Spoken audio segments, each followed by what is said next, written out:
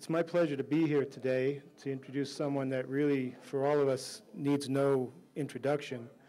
Whether it's a social justice issue, an environmental justice issue, a labor, an economic issue, a political issue, or a peace and justice issue, there's someone who I follow, and that's our guest, our esteemed guest today. We all are faced with following and leading, and the thing about following and leading is that if you're going to follow someone, you should follow someone who's worthy of being followed, and if you lead, you should be worthy of being a leader.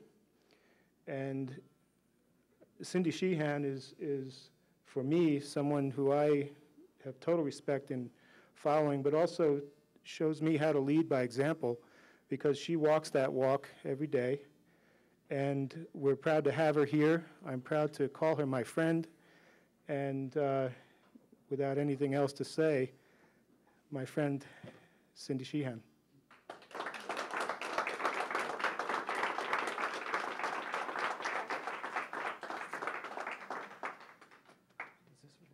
Yes, yes. Oh, wait, we'll do that later. Okay. Yeah. That is for donations, but we'll make a special appeal later. Thank you, Chuck. And Chuck's daughter, is someone pssing me? Oh, so I heard someone go pss, pss. Chuck's daughter, Elle, gave me tips on how to ride a two-wheeler without training wheels. So we're not laughing at you. I very much appreciated that you did that for me. The trick, I guess, is to stand up when you pedal. So she's very wise. Do you know how to use a two-wheeler without training wheels yet, or are you just learning? You're just, I know. I was about your age when I learned. So anyway, thank you, Elle, for your tips. Wow. Okay, what should I do? First of all, thank the Albuquerque Peace and Justice Center for hosting us tonight. We really appreciate it. Where's Sue? Where's Sue? Oh, and I want to thank Sue, who said, I'm too busy to organize this, but she did. So it's always the busy people. And Tom, who was on the committee, my dear friend Sally Alice, and the food was awesome. Thank you, Mikey and Sienna. And my crew back there, Malcolm and Dan, and they've been with me ever since the beginning. We started out with about, 7 people. Now we're down to 3. I guess some people just can't hack riding their bikes across the country. I don't know. So anyway, but more people join us, like they join us in certain areas. I think we're going to have several join us in Oklahoma to ride the rest of the way with us to Washington, D.C., which will be cool. And we left on April 4th, so we're almost 1/3 of the way. I can't believe that. And we'll get to D.C. on July 3rd. And we're saying it's not about the destination. It's about the journey. It's about coming, taking a 90-day bike ride and stopping in these places along the way. Somebody was telling me today that, just recently, like tonight, that New Mexico might be like turning red or something, but like, I don't know, conservative. Yeah, California frequently has Republican governors that I'm ashamed of. But I'm not too happy with the Democratic governor we have right now. That's why I'm going to run against him next year. So, anyway, but we're going down Route 66 today between Grants and Albuquerque. There's no big places there. There's a lot of ruins. There's a lot of closed stores and gas stations. But I think we had more people honking and giving us the thumbs up today than we have the entire tour. So I was very encouraged by that. And it's great to be back in New Mexico, Albuquerque. Will Covert has hosted me. I don't remember being here 2 other times, but I was. You got waylaid in Sweden and got. Oh, true. I was supposed to be here, yeah, but my flight was late or something like that. Okay, I get it. That's true. So last time I was here was in 2009. And gosh, we were here and as Will's GPSS Santa Fe. And I'll never forget that. Taos. Is that all? So yeah, it was a great trip. So I'm going to do a couple commercials before I start talking. I just want to thank everybody also for coming. And my Facebook friend, Chuck, and my other Facebook friend, Leticia, is here. And some Daniel and Elaine who have been on my email list for many years. It's great to have them here. So but I want to do some commercials. I don't know everybody's name, or I'd thank everybody. So we do have shirts, but we're running out. So these have been very popular. If you would like one, you can order them on the website. We only have like a couple smalls and some mediums. But we do have them at Tour de Peace website. If you'd like to go to the website and order, it's a little bit more because of the postage, but it's only $5 more. And then we're also sending out email updates about once a week for the tour. And so, and it's like with my podcast, Cindy Sheehan Soapbox. So a lot of people have signed up, but if you'd like to sign up, I'm going to pass this around. Unless something of a great magnitude happens that I feel like I have to send out more than one email a week, we only send out 1 email a week. So I'm going to pass this around if you would like to sign up for the email list.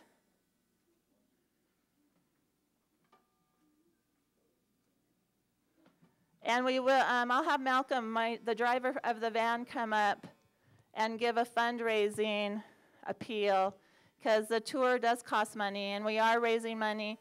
Whatever we have left at the end is going to go to 2 charities, and I'll name them right now, so in case Malcolm forgets.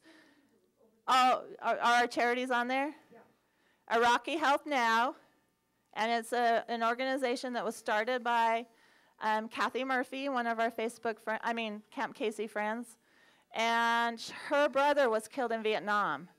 So she was a member of Gold Star Families for Peace.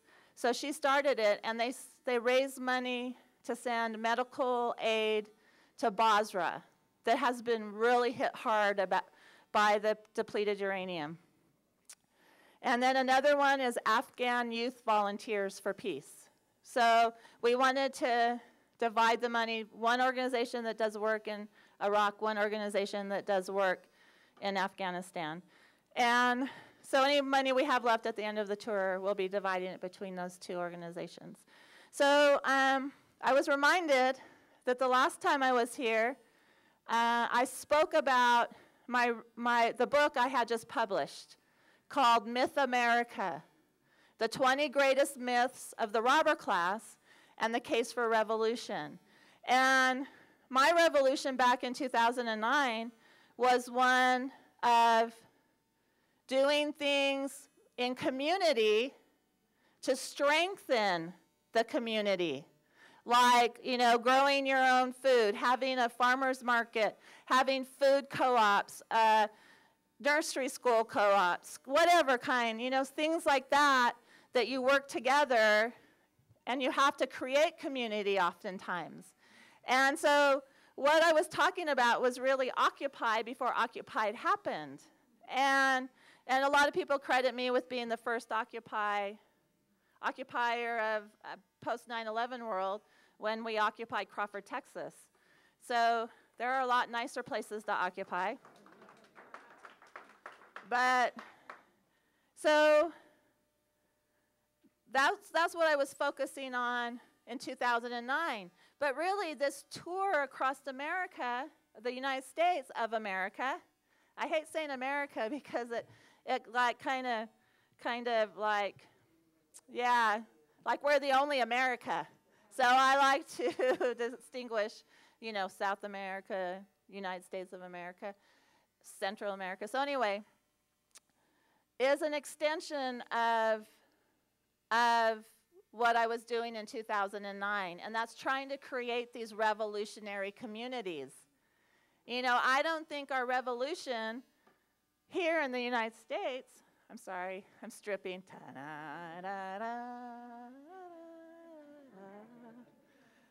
I'm just getting really hot. Next.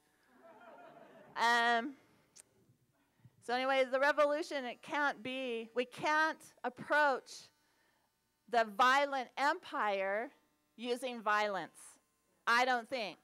And, you know, I'm not against defending ourselves, but I don't think that we don't have, no matter what kind of arsenal you have at home, we don't have anything that matches what the empire has. The empire has nukes, and the empire has used nukes on innocent people. You know, the innocent people of Japan, Iraq, Afghanistan, the Balkans with the depleted uranium. So it's a revolution of almost like saying, we know you exist there in D.C., but we're going to create a community that says no to fossil fuels. You know, that I know we can't get along without them right now, but we could. We could very easily get along without fossil fuels.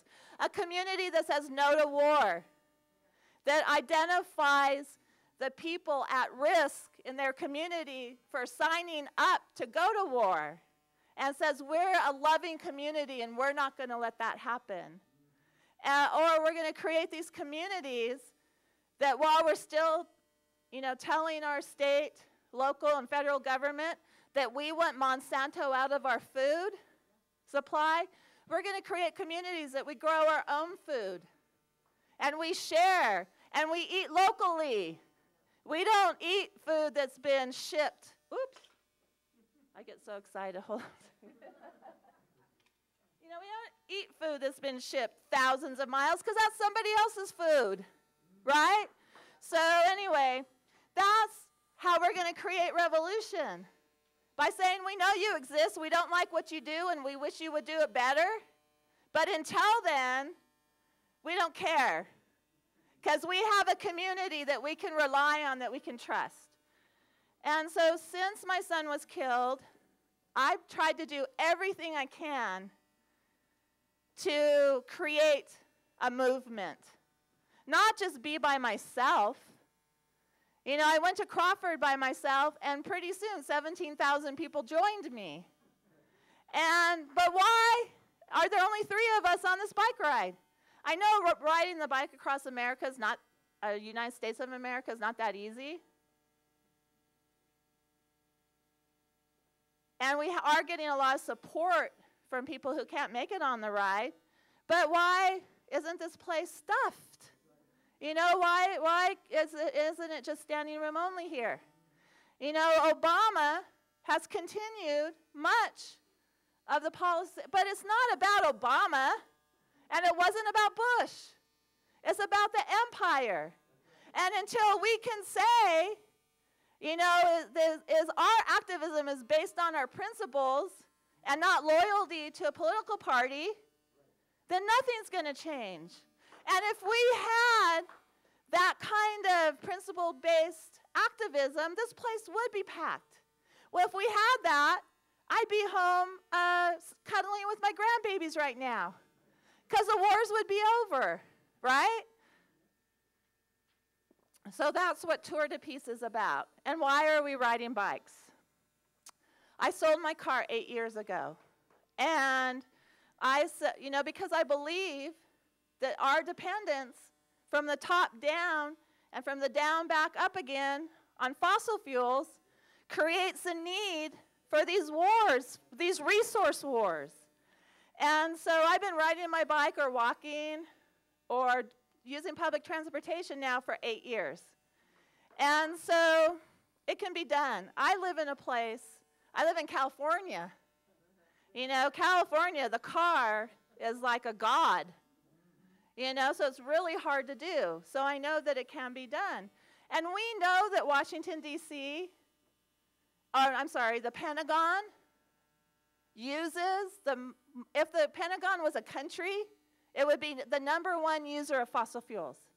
If it was a country, it would be the #1 polluter of the world. And we know that exists. But, you know, here in the grassroots, here in our communities, our own dependence on fossil fuels creates the demand that creates the wars. And I'm not judging anybody who drove here in a car. There's ways that you can reduce your dependence without giving up your car. So that's why we're riding it. Well, and we do have a van, you know, that's like the support vehicle. So that's why we're riding bikes. And we've been like on this tour almost a month, and we have stopped in many places. And along with the Revolutionary Community's idea is it's not about getting to Washington, D.C. It's about the journey. It's about bringing people together. Maybe you have all been together before. Maybe you haven't. But starting these conversations. You know, yeah, we can have marches on the anniversary of the invasion of Iraq. We can have a march on the anniversary of the invasion of Afghanistan. But clearly, we need something more than that. And that's really divorcing ourselves from the institutions that create the problems for our communities. And I've kind of just talked myself out. But I can't believe it. The other day we drove the tour. We decided we'd go to Dallas to protest the institution of the Bush Library. Library, I like to call it. And so, again, there was a couple hundred people. Why weren't millions of people there trying to take that place apart brick by brick? Because it was built on lies. It was built on crimes. It was a glorification of war and empire and the establishment. You know, if millions of people got together, we could do anything. In China, or was it Bangladesh, when the factory just collapsed and hundreds of people were killed. Hundreds of thousands of Bangladeshis took to the streets and demanded change. You know, and that's what will change things. So anyway, we were going down. I always get off subject. We were driving to Dallas, and somebody said something to me, and I kind of I was asleep. I dozed off. I said, probably if I'm silent for more than 10 minutes, I'm asleep. So don't wake me up, because I do like to talk. And so what I think it would be better if we take wait a minute. I'm going to have Malcolm come up and talk about what he does and give a fundraising pitch, and then I'll take questions and answers. I think that would be better to hear what you guys want to know, what you guys want to talk about. So I'm going to bring Malcolm Chaddock up, and then I'll be right back. Yay, Malcolm. And then I'll come back to do Q&A. Well, I've been introduced. I'm a member of Veterans for Peace, Portland, Oregon, and one of the co-founders of No Nukes Northwest, a group that grew out of Occupy. And by the way, the mention of Occupy in the past tense to me is a mistake. Occupy had a phase where there were large encampments, and then when that phase ended, all the people that met each other in those wonderful places got together and started doing hundreds of other projects, including things like No Nukes Northwest. And that's part of what we try to do here on this tour, is to bring people together to you know, re-energize some of the old projects and to invent some new ones and to strengthen the communities that they happen in most of the cities that we've gone to, virtually all of them, we have managed to introduce folks who later we heard were like, wow, I am so glad that I came to this event because I met so-and-so and now we're going to do this. You know, No Nukes Northwest came out of Occupy. And through the incredible energy of a woman named Miriam Gurman and several others of us have managed to help bring the Hanford Nuclear Reservation back into national attention. And that's a pretty big deal because, you know, a lot of people might have heard recently that there are 6 tanks leaking, but that's in addition to the 60 other tanks that have been leaking for decades. There's over 170 tanks on that reservation, and for decades they were added to ad hoc without proper record keeping. And as a result, all these different tanks have a different chemical makeup and a different level of radioactivity and different radioactive isotopes in them. And so each one of those tanks, which are in danger or are leaking into the water table there, have to be approached as a separate technological problem, each one. These tanks are so volatile that if they're penetrated and air gets to them, some of them could explode instantaneously. And with millions of gallons of effluent having leaked into the soil there over decades, the things that they tell us about the plume hasn't reached the Columbia River is probably a lie. Okay, so the community that met through Occupy was helpful in bringing that back onto the national spotlight. And I think that in every community that we've approached, things have happened because of that. So when people say Occupy is dead, tell them they're full of it because it's just not true. Regrouping, new grouping, and producing amazing things. You know, and that's what this is really all about. This tour is about that, about bringing people together to do things that will strengthen communities that need each other, that need the people in them and each other to get through the times that are upon us and the times that are coming. You know, the Fukushima nuclear disaster didn't just happen, it's happening. There are 3 reactors in full melt-through, okay, not just melt down, but melt through. They're in the ground. And they're having to pour millions of gallons of water into these every day in order to keep them from going supercritical. That water, they have a gigantic tank farm there, but that's just the stuff that they can reclaim. The water that they can't reclaim that's leaking through the basements and the fissures from the earthquakes into the ocean have contributed and are contributing daily to a slick of radioactive currents that are proceeding towards our shores and will eventually make the Pacific Ocean completely radioactive in a sense that you don't want to go there. And that's only in a few years. I don't eat seafood anymore from the Pacific.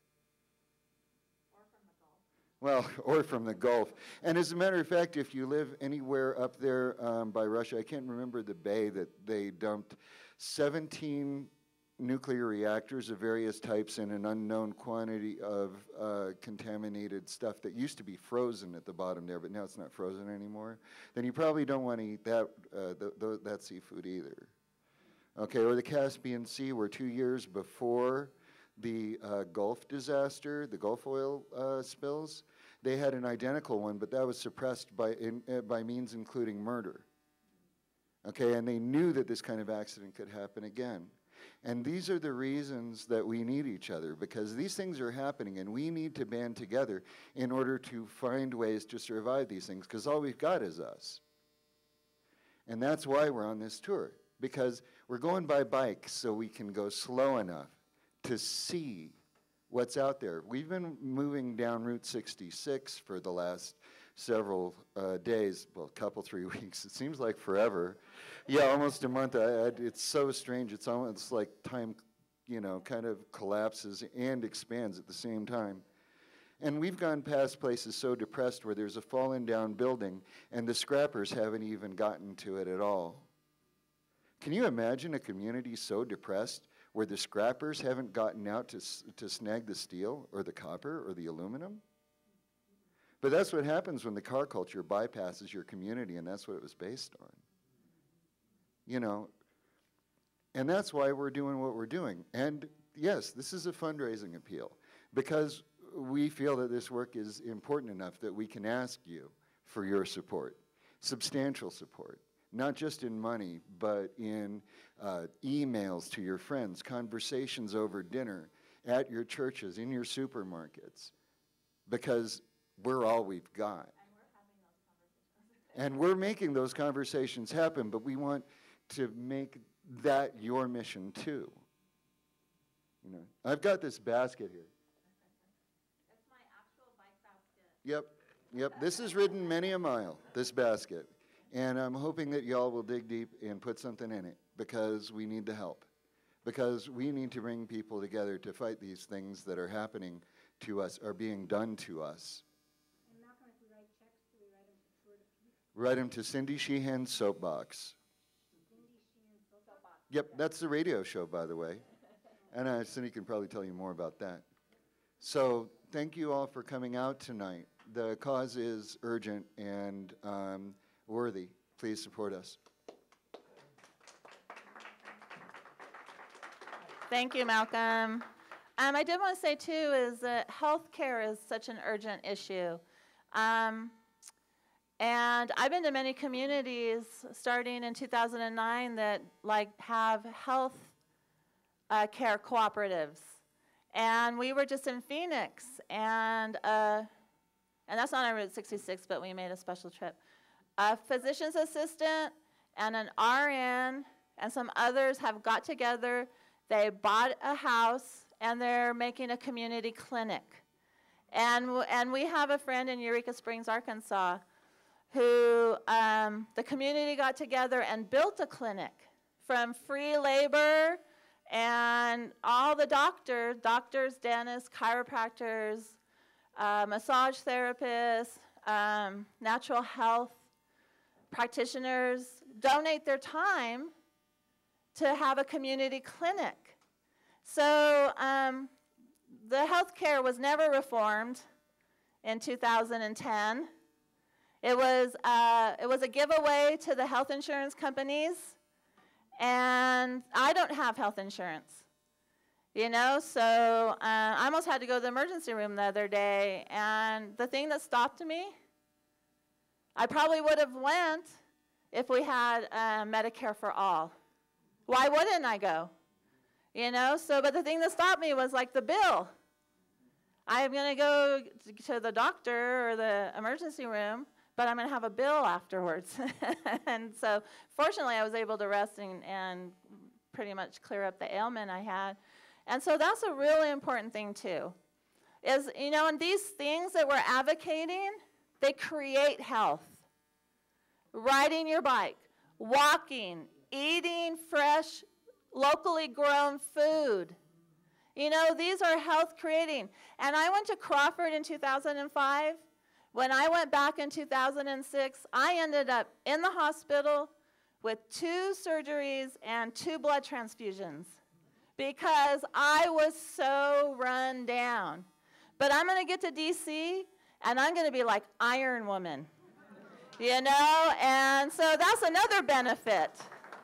This is the only action you can do where you're going to be healthier we hope, unless one of those trucks gets a little too close out there on I-40. We're going to be healthier when we get there than when we started. So yeah, creating these communities are definitely health supporting.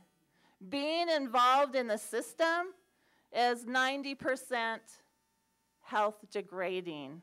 I just made up that figure, but you can quote me. Cindy Sheehan said. So I just like to pull out, you know, percentages out of my yeah. Okay, grab the basket. So are there any questions? Yes, Willard. I just want to make a comment. The military-industrial complex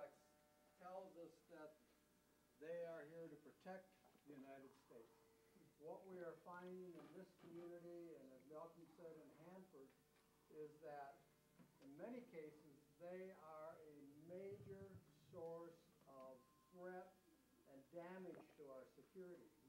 And we need to recognize that. We've got that problem in spades. At Curtin Air Force Base with 24 million gallons of fuel that's leaked over the decades. And Sandia National Lab has got a dirty bomb. Yep. Think about a dirty bomb, and it's pointed right down at our aquifer. They are a major, major source of threat to the security of the United States. And that's my question is, I believe that the anti-nuclear movement had some great successes a few decades ago. But the problem isn't gone. In fact, it's getting worse. You know, where's that movement? You know, where's that movement that wants to shut down all the plants and prevent other ones from being built? You know, but people say, but we need energy. You know, we have to have those plants. They create clean energy. So, yeah, the military-industrial complex, of course, is a major obstacle to health and well-being and peace, of course. So that's what these communities are designed to reject that and reject them. We had one of the most wonderful encounters yesterday in Grants. We saw some vets, they had Army shirts, and we thought that they were going to be hostile to us. But they recognized me. And they were coming from, they were Vietnam vets, and they were coming from their reunion, their unit reunion. And they live by Fresno, California. That was one of our stops on the tour. And so they were like, oh, we're anti-war too. But I don't know how much they said 16 members of their unit, or whatever you call it, have recently died from cancer, Agent Orange exposure. So yeah, it's a demented thing. But what the ironic thing is, people like us are called crazy because we say killing is wrong, right? And since we're anti-American because we say that, they try to make us look like we're the crazy ones. Yes, you had a question?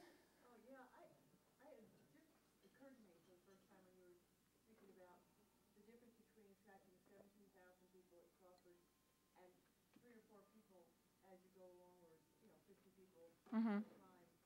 It just occurred to me that what's the difference, you know? And one of them is Rolling Stone gathers no more. I want to think out loud about, or ask what you think about this in terms of two things. One, gentleman just stood up and mentioned what is one of New Mexico's primary problems, if we're allowed to say that word anymore. It's called challenges now. New Mexico, we have an anti-nuclear problem. I mean, we need to get nuclear stopped. Uh-huh. Okay? But if we're going to still work on 100 issues at a time, which is what I've been doing, because I'm in alternative health as a living, Mm-hmm. you know, but if I'm doing holistic health and local gardening and every other damn thing, you know, then nuclear goes down, you know, and something else goes up. So I'm asking what your thought about that as far as your focus, because your focus when you were talking to 17,000 people was, you know, about what you experienced as a mother and a war, you know, and people were able to identify and move with that.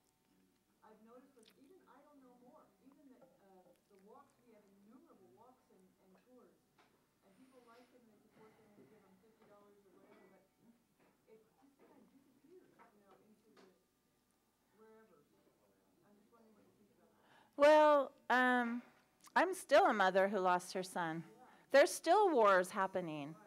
You know, so what is the difference? I think that I'm not talking about if any of you are Democrats, because I'm sure you're great people, but but I think like the Democratic Party in the top down. And we've seen it. We've seen it with the union movement. We saw it with the civil rights movement. We saw it with the anti-war movement in 2005, 2006. We saw it with the Occupy movement. I think that the Democratic Party demobilizes movements because you get a person in office and people are like, oh, he's anti-warist. I'm like, when did Barack Obama ever say he was anti-war? He said he was anti the Iraq War, but he said he was against stupid wars. That's not being anti-war, that's being anti-stupid war. But we're here to say all wars are stupid. You know, Barack Obama was always for clean coal, nukes, offshore drilling. He has deported more people than any presidents put together before him, 1,600,000 people.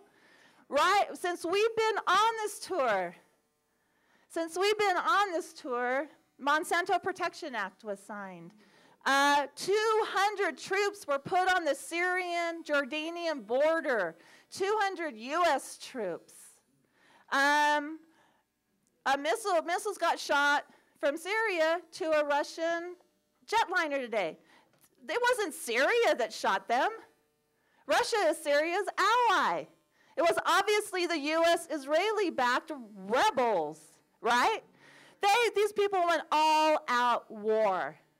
And when there's not all-out war, there's always a covert war, and there's always a class war, right? So they went all-out war. And we have to be the ones to stop them. And so I think that, and I was talking to, gosh, I forgot her name. Where is she? Gina. Is there some? Jean, no. Where is she? Paul's. What's her first name? Jean. I was talking, now we're trying to remember her name. I forgot what we were talking about. We were talking that, you know, there's all these grassroots things happen like I'm doing, practically out of the limelight. You know, every once in a while a crew will show up, and then something will happen. There'll be a flashpoint. There'll be a big movement, and then it kind of gets undermined, dissipated, just like the anti-war, the Camp Casey movement. It happened. I saw it happening. And the thing is also, you know what else derails movements? Elections. Yeah. You know, every 4 years especially, but we have them federal elections every 2 years. Every 4 years, all of the energy gets sucked into working for the lesser of two evils. Not even like, you know, somebody that we can really support, but the lesser of two evils. All the money goes towards that. All the activism goes towards that. And so, like, for 8 years, you know, millions of people were anti-Bush. I was anti-Bush. But you know what? If you're anti-Bush, when Bush goes, there goes a movement. Right? And so then, like, millions, like half of us were anti-Bush, half of us were pro-Bush. Then Obama comes in, continues many of the same policies. I forgot to mention drones, by the way. And where are the people? The Republicans, they want to like protest him by saying he's a socialist, he's Kenyan or whatever. That's how they're not going to protest his wars because they love wars, right? And so when anybody calls Barack Obama a socialist, I say, how dare you? How dare you give socialism such a bad name? Because this person is a corporatist, right? Just like everybody in Washington, Barack Obama's not unique. But I said in my speech at the Bush thing last week, I said these problems didn't even start with Bush, right? George Bush wasn't the first. I mean, they didn't start with Reagan. You know, that is such a white privilege answer. The problem started in 1600 whatever. You know, when Europeans came and started to exterminate our native population, and they brought forced slavery to this continent. So, and they're not going to end with Obama. unless we force it to end. And we can't just say, oh, I'm just going to go vote and hope against hope that this time it'll be different. Because it's not going to be. Go vote. I'm not saying don't vote. You know, you don't live in California, but I would say go vote for me next year. But I'm saying that that is the tiniest little thing that we do. And as, as citizens of this country is voting.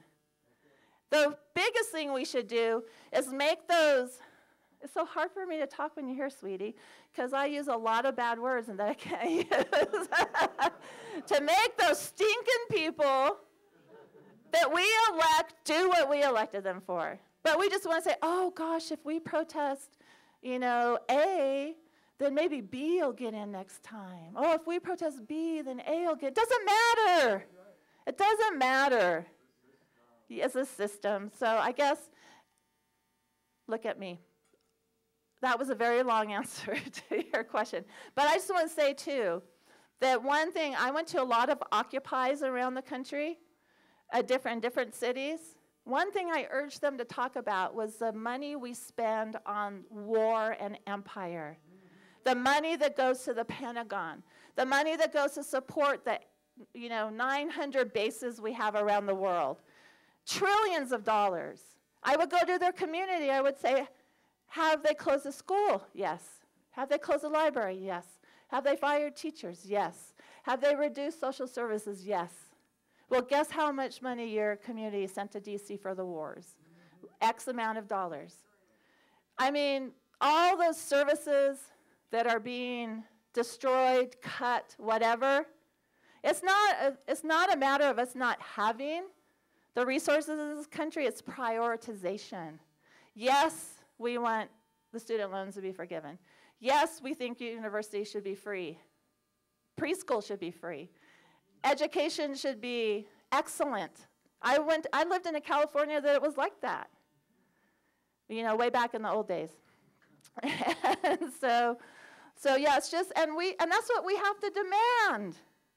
That they reprioritize the money they use to kill and torture and maim and destroy to put it into healthy, positive, life-affirming things. So I think that's one of the things that we don't focus enough on either. How much money do these nuclear plants suck out of your community, right? So, and have you guys had schools closed? Have you had teachers fired? Have you had services? Of course. Everybody has. Question? Rita. What exactly, what cities is your tour going to take from here to Washington, D.C.? Where you're going to, stop? Good question. Okay, so we started in Vacaville, California on April 4th. That's where I live. That's where my son is buried. We started on the day he was killed in Iraq. And we made our way down to Santa Monica, where Route 66 starts. Now, most people say it starts in Chicago, but we believe it starts in Santa Monica. But most people say it starts in Chicago. And so from here, we've been in so many places. From here, our next big stop is Amarillo, and we're taking Route 66 to where it ends in Chicago. So we're going to have events in Amarillo, Norman, Oklahoma, close to Oklahoma City, Tulsa, Oklahoma, Springfield, Missouri, St. Louis, Missouri, Peoria, Illinois, Chicago, Illinois, Detroit, which I'm very excited of having, Detroit, Ann Arbor, Michigan, Toledo, what's that other town in? Not Cleveland, the other one. Columbus, Pittsburgh, blah, blah, blah, blah, blah. So we do have events going. Look at me and my geography. That's pretty good. West Virginia, Maryland, then washed up D.C. Yeah. Yes. Absolutely. You can ride all or part of the way with us. We do have rider guidelines. We the rider has to be basically self-supporting except for food. We share our food. We do, or if we have places that people are hosting us, we do camp and along the way, and that costs money and things like that. So it just depends on how long that you're on the ride with us. But, food's no problem. Everybody gets fed and supported that way. So, and we do have a support vehicle that carries the gear. I'm not lugging any gear, which makes it a little bit easier. And, if you get tired of riding, just hook the bike up cycling, just hook the bike up and get in the dyno-mobile, the fossil fuel mobile.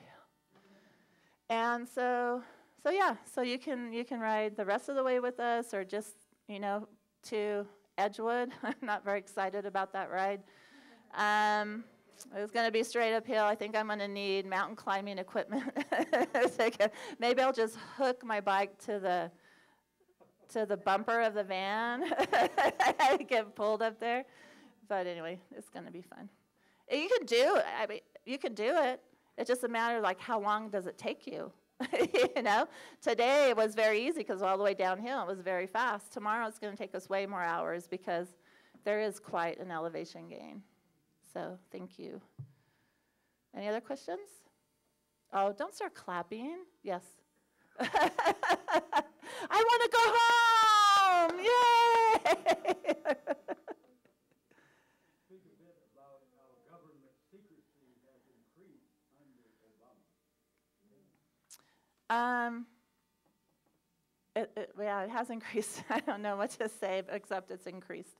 Obama has a kill list that he has something called Terror Tuesdays, and that's not transparent. The Obama DOJ has said that they've justified that Obama can assassinate U.S. citizens without due process, without transparency. And he came in saying he was going to be the most transparent administration ever. And, that's been absolutely false. But I want to say something that Willard reminded me of, and this is a true statistic. I just don't know where I read it. Anywhere you are in the United States, you're no more than 50 miles away from a military installation. That is an amazing statistic. Whether it's a recruiting office or, or war profiteer. They're just all over the place. So Obama administration is not transparent. I don't really have much to add to that. Yes. If somebody wants to go with you to Edgewood or Santa Rosa, I'll pick them up and bring them back. Oh, how nice. We're starting at Rita's house tomorrow. So I understand she's having a breakfast for everybody, coffee, egg beaters, whatever.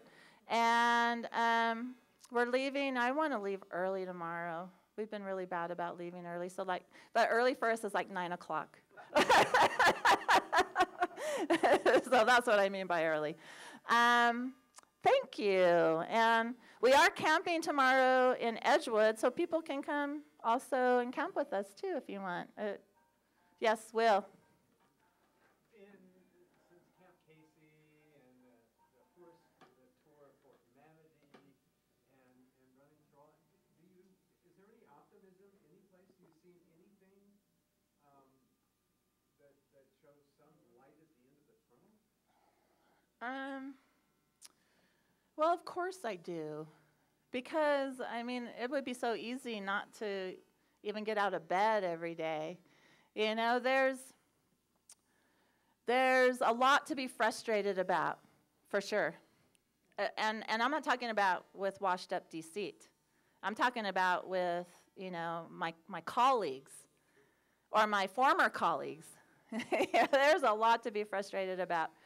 But I just first of all, I think that what I call the robber class would love for us to give up. They'd love for us to say there's no hope. And the last time I was here, I saw Derek Jensen talking about hope. Hope is here, not, is that East? Okay, hope is here, not there. And so, you know, if you want me to be specific about a movement or, you know, actions that are happening, I can't really be specific about that. But there's still, even though I said this place should be full, there's still all of you who come out. And some of you have been doing this for literally decades, right? You're not giving up. And I call you the true peace movement. You know, every once in a while we have anti-war movements that rise up because there's war. But there's people like, I haven't paid my taxes for years. And there's people who have been doing that since Vietnam, right? And I'm going to go to Asheville to speak at their conference this weekend. Yeah, I see so many people doing so many wonderful things. That's what gives me hope. Because I just think, what if they weren't doing them? Where the heck would we be today? You know, what if some of the people we admire in the past, what if they had given up? Where would we be today? So, and I just know that there's got to be something that's going to trigger a mass movement. And we have to be there. We have to keep preparing the soil for that mass movement. And I don't know. It's really easy to get discouraged. It happens to me about 50 times a day.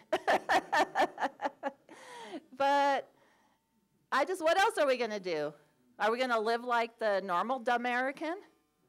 You know, or are we going to devote ourselves to what we know is right? And even, that's what I want to say, even if we don't see one result, we have to keep doing what we know is right. And we can't ever give up on that. And you don't know. You know, it's not like you have to influence millions of people. What if you just influence one person that day, right? So, yeah, that's what keeps me going. Gene. Well, you know, I think everybody's on the same page as you are as far as what you're saying. But on the other side of it, I'd like to say, once you get up that hill over there, it gets easier. I just wanted to know, you know, we've been talking about this. What have you encountered along the way that you didn't anticipate logistically in terms of your trip?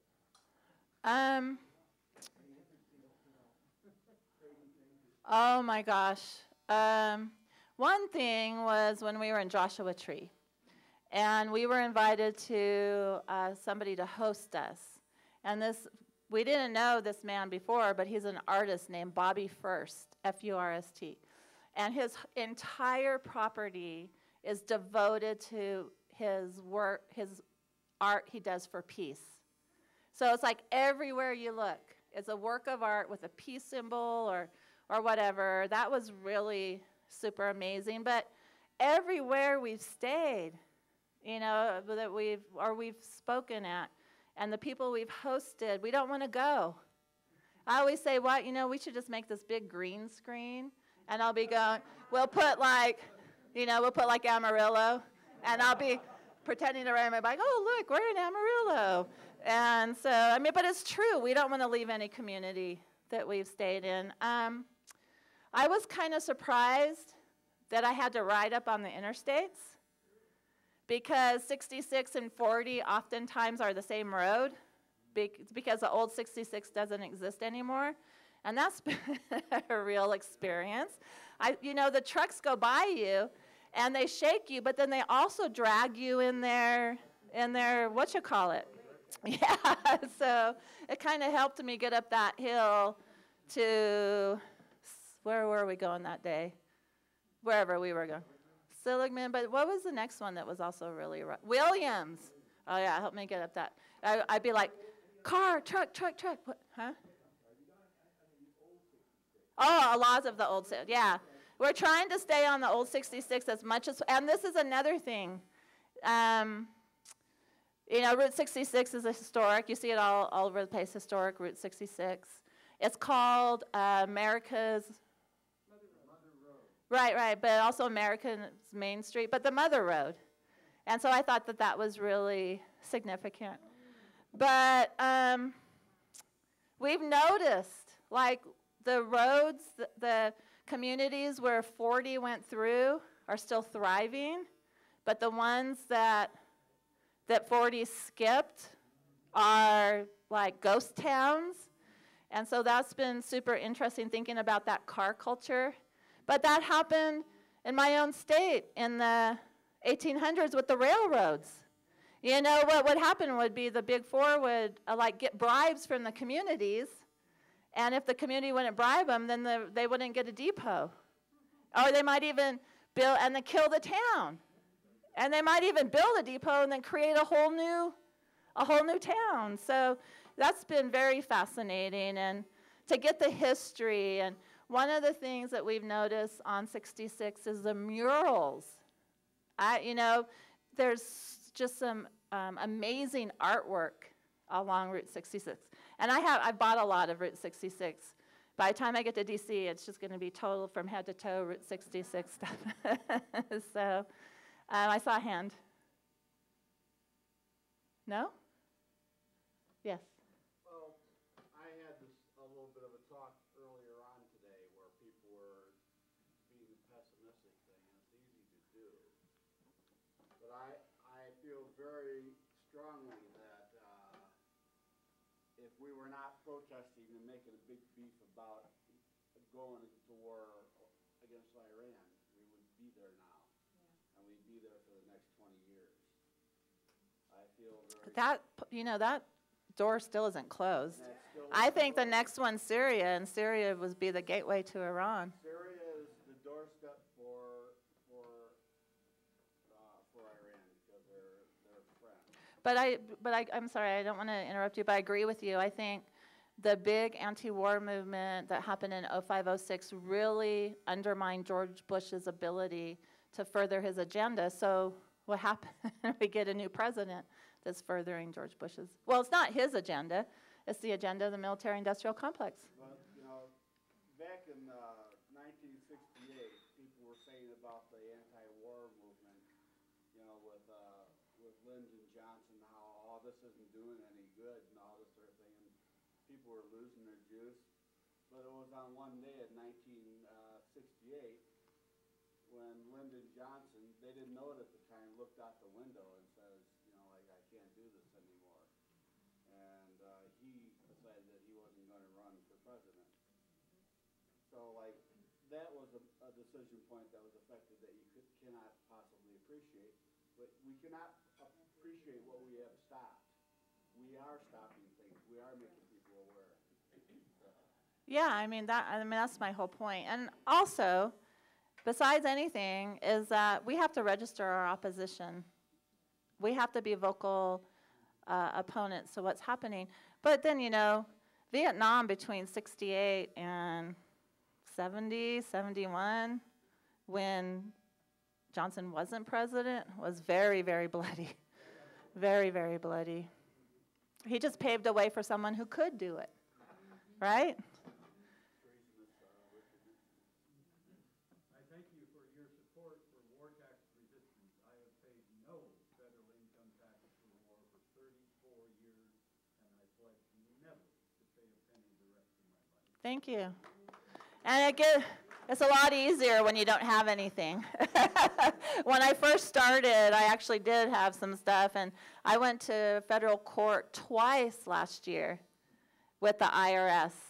And the first time I went, this is in California, the first time I was in court, they sent people from the Justice Department from DC to prosecute me. However, they denied that it was political. I'm like, but hello, they have U.S. what are they called, U.S. attorneys in Sacramento. How come they had to send like 3 from D.C.? And so I have a wonderful attorney named Dennis Cunningham. Do you all know the Judy Berry story? The environmentalist who was targeted by the Oakland PD. Her car was blown up. Well, he's the one that got her like $4.5 million from the city of Oakland. So he's helping me. And we went to court. We had a magistrate. And Dennis, I didn't talk. But Dennis, was able to go on and on and on and on about why I don't pay my taxes. If you've ever been arrested and you want to like claim First Amendment or something that's right, you all know that hardly ever works, right? They always say, well, this is the law, you broke it, $75 or whatever. And so the magistrate let Dennis go on and on and on about all my reasons for not paying taxes. And the U.S. attorney said, well, Your Honor, will you compel Ms. Sheehan to comply with us? This is exactly what he said. No, I don't think I'm going to do that. And he looks right at me. He said, to me, it seems like a very civilized response to something so uncivilized. And so I wanted to do the ha, ha, ha dance, but I didn't. And recently, I got something from the IRS that they withdrew the subpoena. So, you can win. But the IRS, I haven't won. It's not over. The IRS looks more kindly on people who don't pay out of principle than by people who say that it's illegal or something like that. There hasn't been one war tax resistor that's gone to jail for any significant amount of time in a long, long time. There's been a few that have gone for a couple months or whatever.